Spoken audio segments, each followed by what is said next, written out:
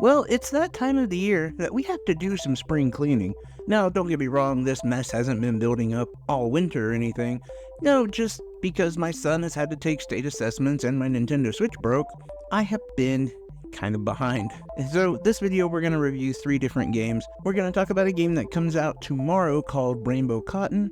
We're also going to talk about a game called Trackline Express, and we're going to start off with Contra Operation Galuga. I will also include a timestamp in the description, but before we get into that, please hit that like and subscribe button, share, turn on notifications, all that kind of fun stuff.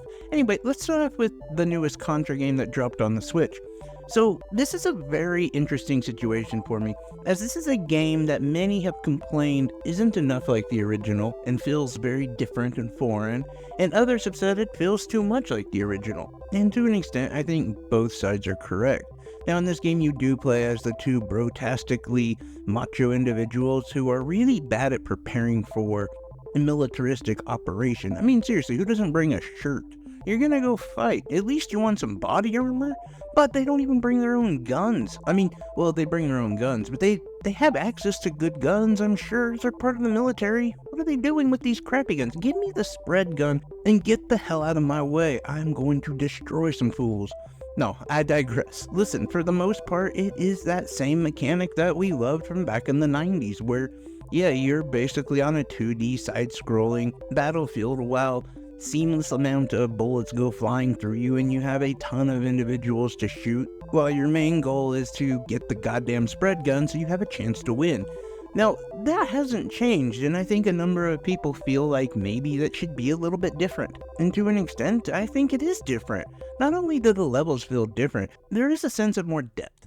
Almost a third dimension to a lot of the levels, and you have a lot of levels where you're on different vehicles, and that also adds this other depth to the game. Not to mention, there is also roguelike upgrades in the game, which I think was heavily needed. This includes giving yourself more life permanently, or starting off with the spread gun.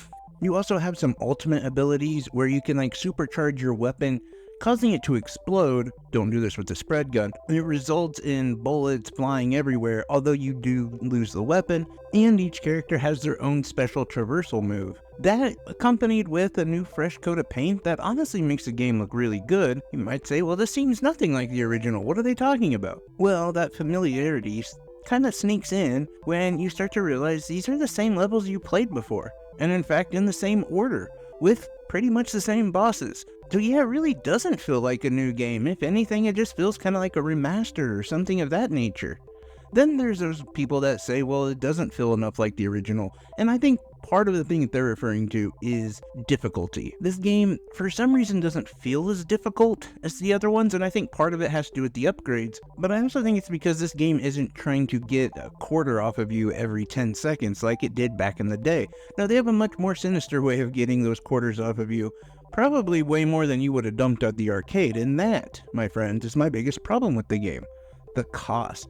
The game is $39.99 American dollars, which is insane for this game. It took me around, I'd say about 2 hours to beat the game, and it was fun. I actually really enjoyed it.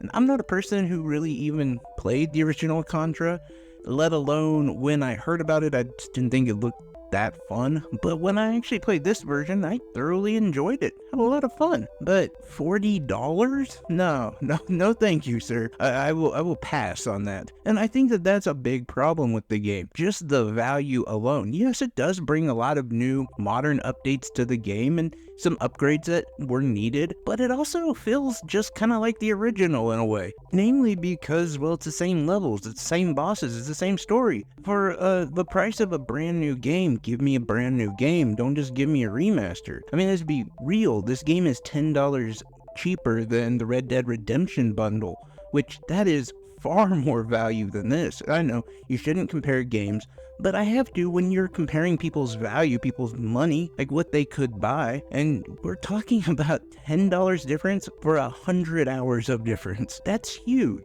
and you can't just overlook that. Now, personally, I would say this is a pass for me. I would give this game a solid 6 out of 10. If the game was at around $20, it would earn about an 8 out of 10. That's how much value really hurts this game. There's nothing else really to complain about because the game is fun and it does offer a lot. It even looks really good, but that cost, you just can't get over that. It's really just far too much money for a game that's only about 2 hours long, and to be honest, you really don't have much to go back to. There's not a lot of replayability with it. And so as value is a problem for that game, value is a problem for this next game as well, and this game is called Trackline Express. It's a very fun game. It's really interesting and kind of addictive. The main mechanic of this game is that there is a fire coming after you. It's starting on one side of the map and going to the next, and your only means of transportation is a train. But this train requires a lot of fuel, a lot of resources. So for you to get those resources, you have to craft different items. Say like a shovel or a pickaxe, things like that. Maybe an axe to chop down some wood, which you'll need to eventually craft a coal mine so you can put coal in your train. There's also other needs, like your character needs water, does get hurt quite often. There's enemies that you have to fight, and you're going to have to deal with that. At the same time, you're also supposed to be saving other people, which is actually a cool little mechanic in here where you can run into other people and you can actually switch with them. So if your main character is pretty badly hurt or suffering from dehydration, you can actually put them in the train, actually get like 10 coins off of it, which is important, I'll explain in a second, and then use this other character. And if that old character dies, it doesn't matter. You go on with this new character. The coins, by the way, is the cost for the blueprints and for the upgrades. Because of course it can't just be simple, right? But actually this game is really addictive. It's really fun. My issue with it is it sits at $13. Yeah, it's kind of expensive for what it is. Honestly, it looks like a game that was probably made like using Scratch or something like that. I'm not kidding. My son made a game that looked a lot like this, and he did it on his computer for nothing, basically. And so to require $13 for the game just seems like a lot. It seems like a game that maybe you would get for free on your phone with like a few ads or something of that nature. Yeah, you get to avoid the ads, but 13 bucks? That's pricey. And as I stated before, with value, you do sort of have to compare games. To think that you could get this game for just a few dollars cheaper than Stardew Valley, that's insane. Because you can do so much more with that game than you can with this. Now, I will say that this game does go on sale a lot, so it's one you might want to have on your wish list because $2 I think is definitely in that price range of being worth it. It gives you enough for like $2, but when you're talking double digits, that's quite a reach. And so honestly, with this game, with this value, I give this game a 5 out of 10. If it was $2, it deserves a 7 out of 10. All of that is really important when value is mentioned. And this game did drop, by the way, at like $2. So the fact that it is $13 is just, yeah, it's kind of sad. So the next thing I want to talk about, I'll be clear, this isn't a review, this is just my first impressions. I will be doing a full review on it within the next couple of days.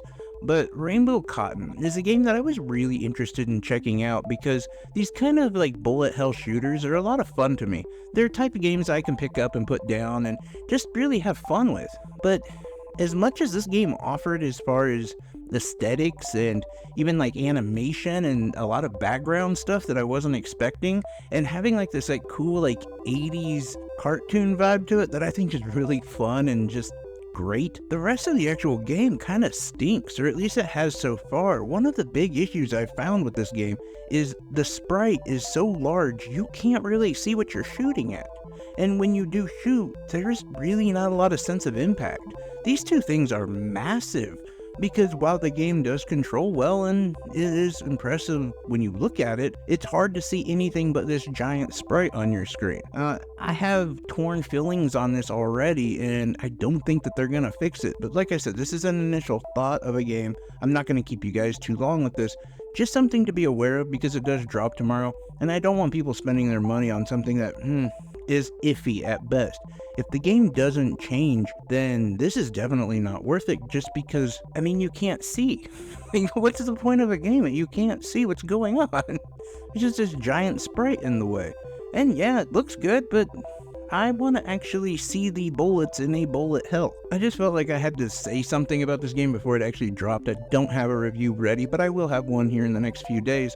But I did also want to ask you guys what your thoughts are on these games. I know some of them are a little bit older, but have you thought about picking them up? Have you played some of them? Are you a Rainbow Cotton fan? I'm really curious your thoughts on that, as I'm really new to the series, so I'm not sure if this is normal, but everything down in the comment section is much appreciated. I love each and every one of you guys.